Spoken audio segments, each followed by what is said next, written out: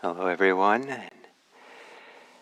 and happy to have you here as I return from being gone for a week, and to be able to share this time together. And to begin kind of right away, I want to say that meditation is often associated with becoming calm and relaxed, and that when people sometimes show up to meditate, they might feel agitated, they might feel all kinds of difficult emotions or spinning minds. And the idea that as meditation is an antidote for that, and that we're trying to calm that down or settle something and become more peaceful.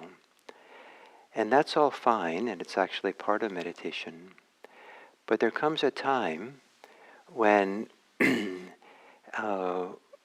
what we want to do in meditation is not calm ourselves down, is not make things pleasant for ourselves, but rather learn to be present, equanimously present, wisely present, non-reactively present for how things are difficult. If we always need to change how we are and change how we feel, we're not really finding the full freedom that meditation, mindfulness meditation, can provide us.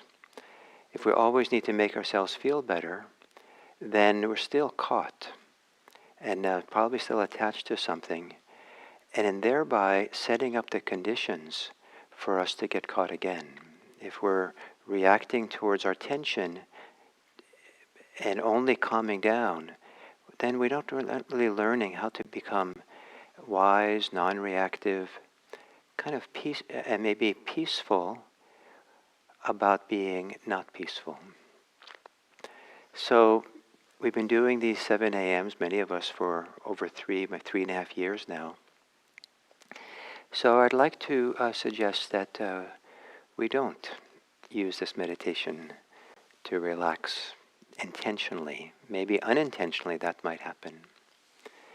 But to assume a meditation posture and either lower your gaze or close your eyes. And to begin directly without relaxing, without settling in. To simply recognize how you are right now.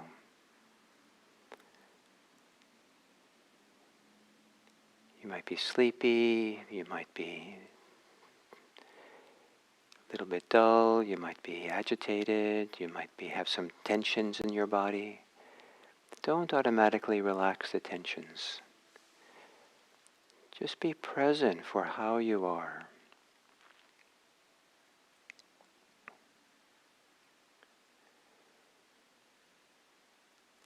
And think of meditation as making room for how you are. Creating space, breathing room for tension, for agitation, for an overactive mind, for sorrow and grief,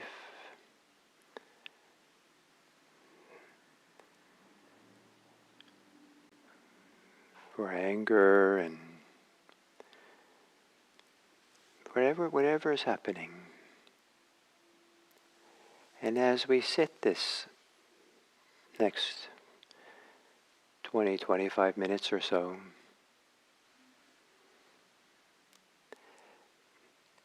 don't try to change anything. Don't try to let anything go. Don't try to relax. Don't try to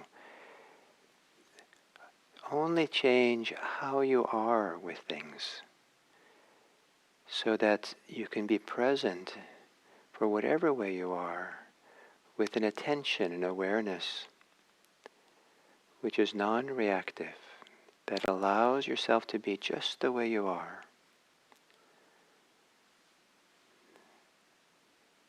To be able to have the inner strength to be present for how you are, even if it's not what you want.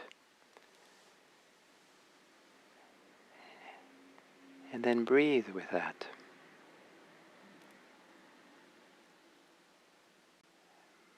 Breathe so that you stay in touch with it and keep finding your way to a non-reactive mode of awareness, of attention, that doesn't need anything to change except to be aware of how things are directly.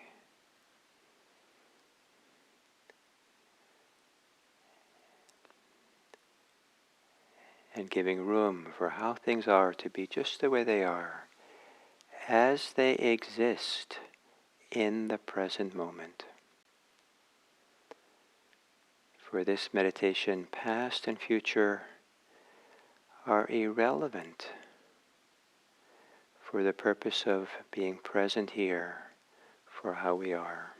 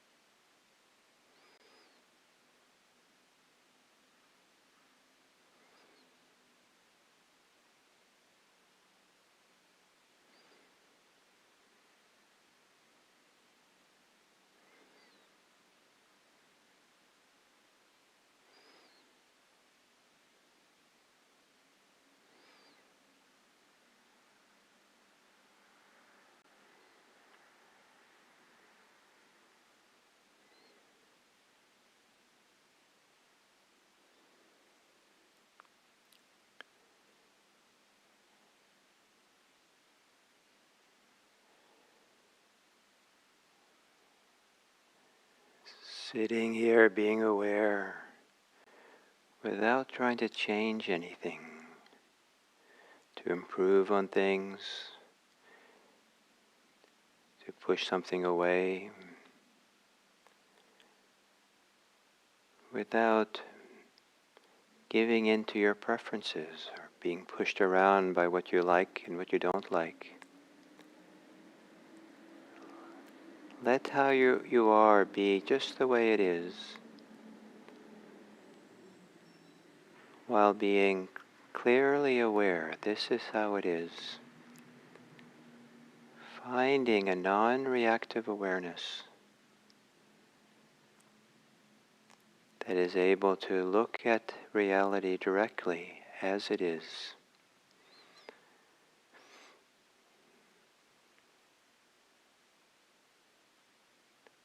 Without being agitated about being agitated.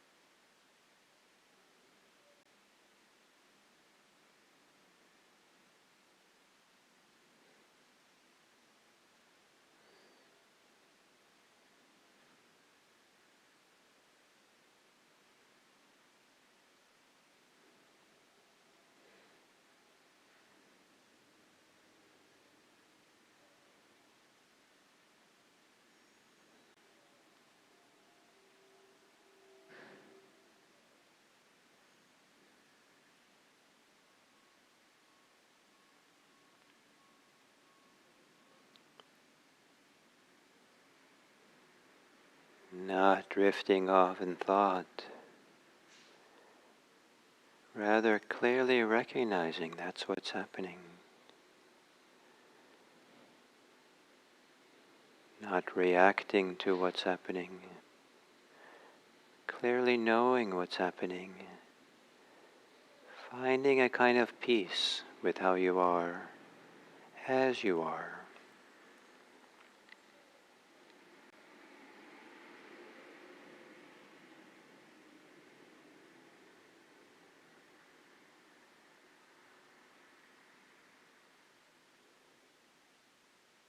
A peace which is only about the present moment, here as you are, independent of what's happened in the past, what's going to happen in the future. Just now, peace with how you are.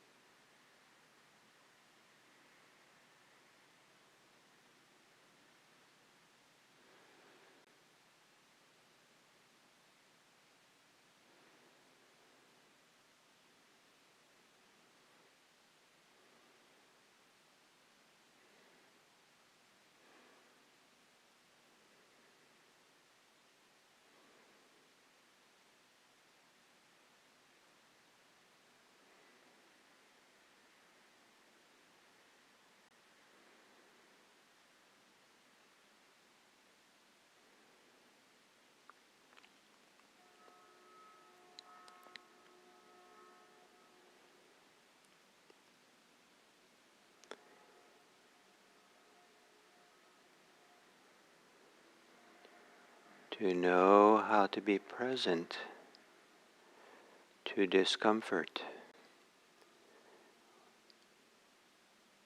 and be comfortable with being with discomfort. Be at ease with being uneasy.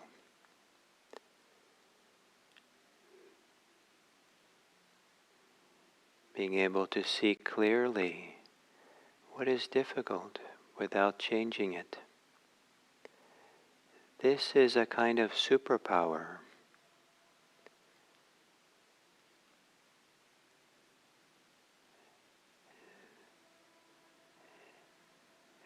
that can bring many benefits as we go into our lives.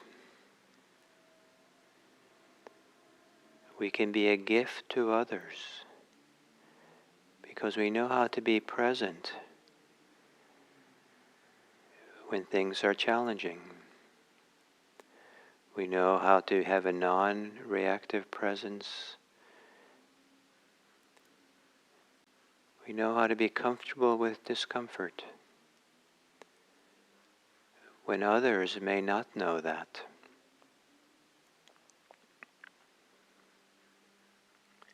And so we bring with us a different way of being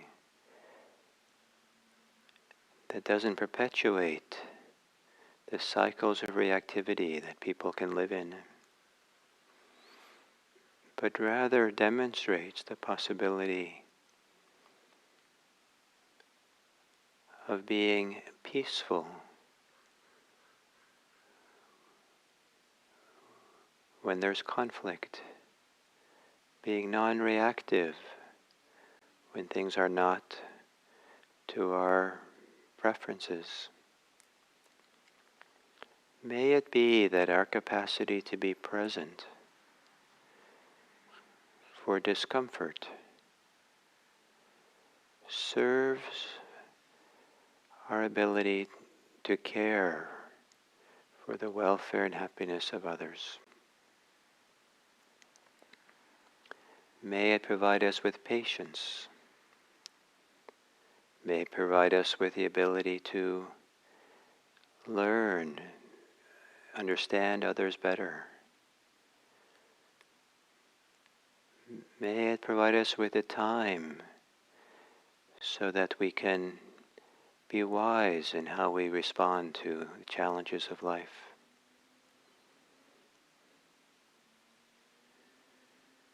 May non-reactive presence be a gift to ourselves and others,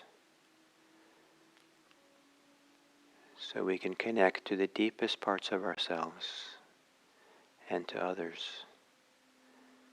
May this practice that we do support the welfare and happiness of all beings everywhere.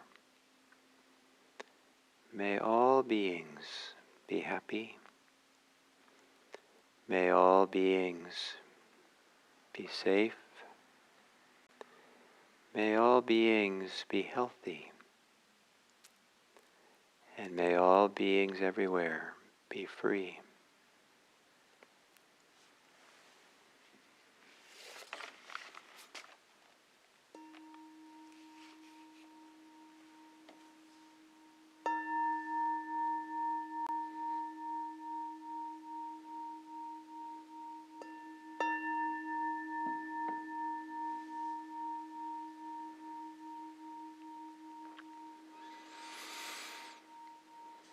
Thank you.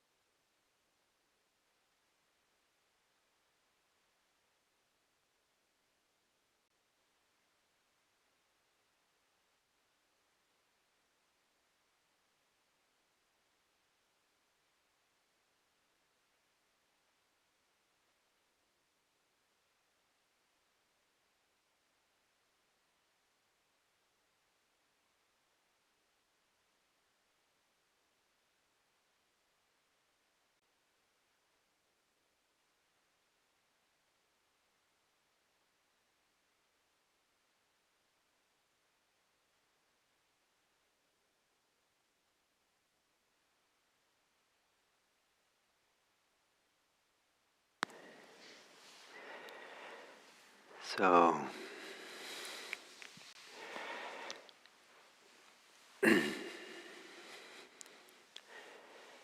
so that meditation we just did, I feel is phenomenally important to learn. And maybe it's not something that people who are beginners to meditation would focus on. But sooner or later, if we really want to be free, we have to be free even when we're uncomfortable, even when things are not what we prefer them to be. And if we want to be able to care for the world well, wisely, we need to learn how to be comfortable with the discomforts of the world, so that we don't, we're not reactive. Our reactivity doesn't override our ability to see clearly, to think clearly, to care clearly. And the it's a phenomenal skill to learn. And so maybe this week that can be the focus. I know some of you maybe have a deep need for relief, for relaxation, for some kind of calm in the middle of your storm. And you're welcome always to practice as you see fit. But I'd like to, this week, help us kind of explore the the full benefit of this practice that comes when we understand, when we know how to practice with what's difficult. And so part of the reason for this is that I want to talk about the central Buddhist teaching on non-violence and non-harming. An ancient teaching in Buddhism is that the primary characteristic of the Dharma is non-harming. And non-harming is a very challenging state. And in order to be able to live wisely with the dedication to non-violence, it's important to be able to be wise about the challenges that our life brings us. Challenges of living this life in the world where there is so much violence. And it begins by knowing how to be present for tremendous difficulties and not being pulled into our reactivity, pulled into our fear or our anger, our distress, our alarm, our all kinds of things that we get caught in. And then if we get caught in those things and act from them, then we're probably not going to act with much wisdom. We're probably not going to act in ways that lead to everyone's long-term benefit. So in the teachings of the Buddha, there's a phenomenal emphasis on non-harming. You see it scattered throughout, the importance of it. And it's so fundamental that it's what brought me to the Dharma.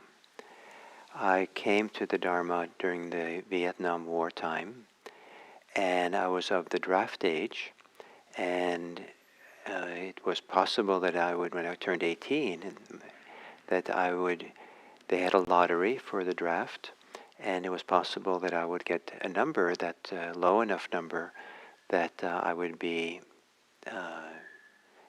called in to the military, and then maybe sent to Vietnam to fight. And I was a dedicated pacifist. I was certainly incapable of picking up a rifle and fighting and killing other people. So I assumed that I would figure out some way to be a conscientious objector or find some way to avoid going to fight. But it was still very active among those of us in the first year of college, who most of us were, a draft age. And one of the things that, so we had a lot of conversations about this, and a lot of conversations about war and violence. And as those conversations went, I was a person on the kind of the most extreme, kind of the one end of the spectrum that was dedicated to nonviolence, finding nonviolent ways of dealing with conflict. And so then, I had to defend it. I had to stand up for it in some ways. And as I looked at myself with this dedication, this way that I was, I could see that there was a problem I had there was a gap between the deep kind of beliefs that came out of, kind of felt like it came out of who I am rather than came out of just a belief. But this deep belief I had about nonviolent, and it was not a belief that you should be passive and do nothing. It was a belief that that when there is conflict, when there is war, that a person who is dedicated to nonviolence is a nonviolent warrior, would respond and deal directly in some way with the violence in order to stop the violence. And there's lots of phenomenal examples in the 20th century of people who've done this, and examples where it didn't work. But I was inspired by the examples that did work. But the problem I had was I was afraid of dying. And I could feel that whereas my beliefs were that I should be able to be a nonviolent warrior, I felt that my fear of death, fear of the harm that I could receive because of that, would got in the way. And I didn't feel good about this gap. And I felt I had to address it.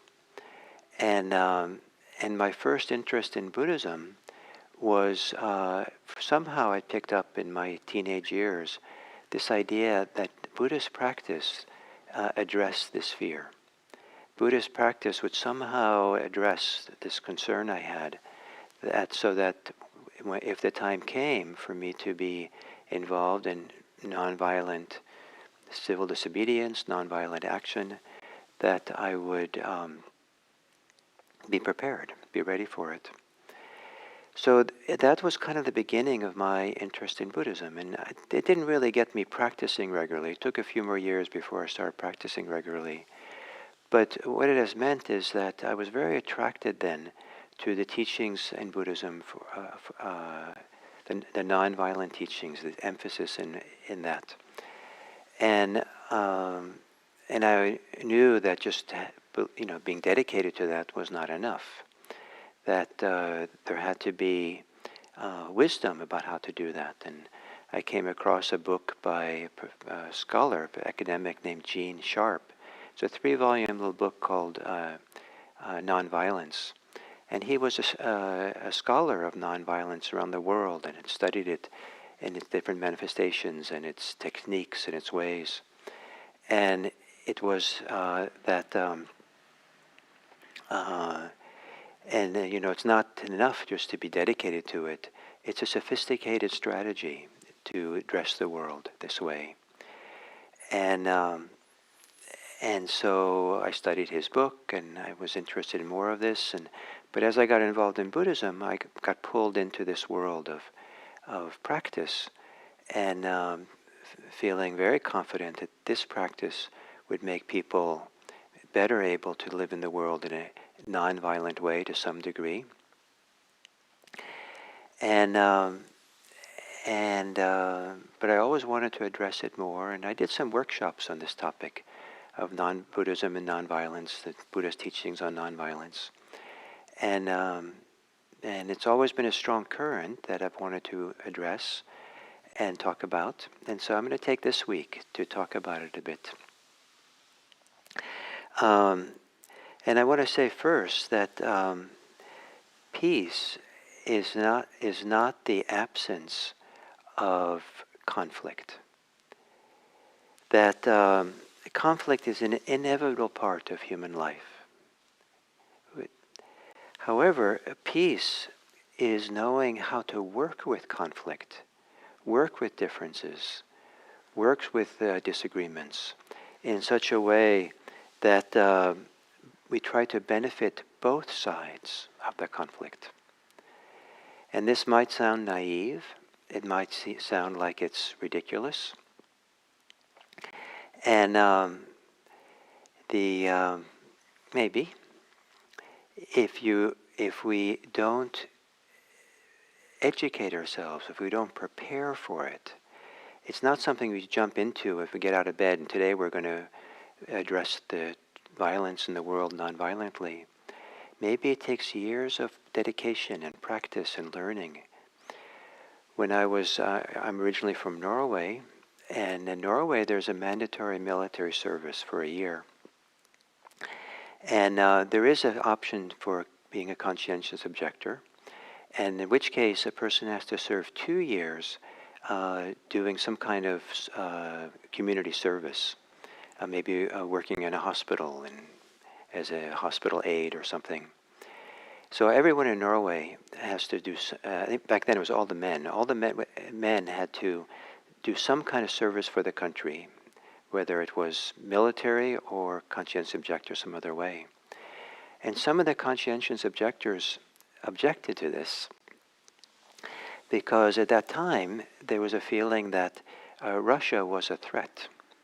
And there could be, World War II is not so long before, and Russia, the Cold War was happening, and some of the nonviolent, some of the conscientious objectors wanted to have training equivalent to military training in nonviolent strategies, so that they could and to develop themselves, so they could be prepared for engaging very actively in nonviolent ways if the country was invaded.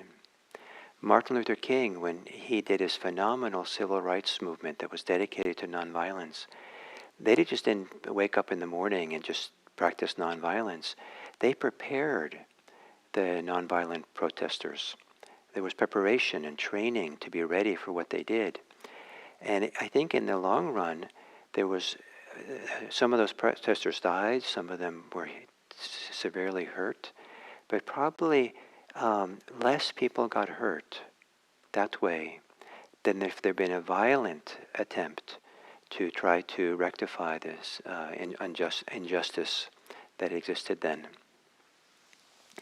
Somehow we justify violence, almost like it's okay to die if we're fighting, but it's not okay to die if we're nonviolent. So, peace being learning how to be with conflict so that it supports both people. So I'll talk more about this in the course of the day, of the week, and I hope you stay for this week. I hope that your desire for pleasure, for delightful meditations, for deep states of calm, to learn inspiring teachings for, about joy and love or something, don't cause you to be disinterested in learning how to be with conflict and how to be wise about it, being with our discomforts in life. This is a phenomenally important part of Dharma practice, to do this. And so I want to read finally, there's many, many quotes from the Buddha about this kind of thing, but I'll read some of them in the course of the week. But I want to read this one as we end today. The strong, those people who are strong, seek the best for themselves and for others. Understanding other people's anger, they cultivate calm and stillness, and thus they heal both themselves and others. Those who call this weakness do not understand the Dharma. So that's in chapter 11 of the Connected Discourses. So I'll talk more about this in the course of the week, and in a sense this is also a response to the horrendous violence that's going on in the world right now. And violence that's a continuation of what's been going on in the world for thousands of years, one place or another.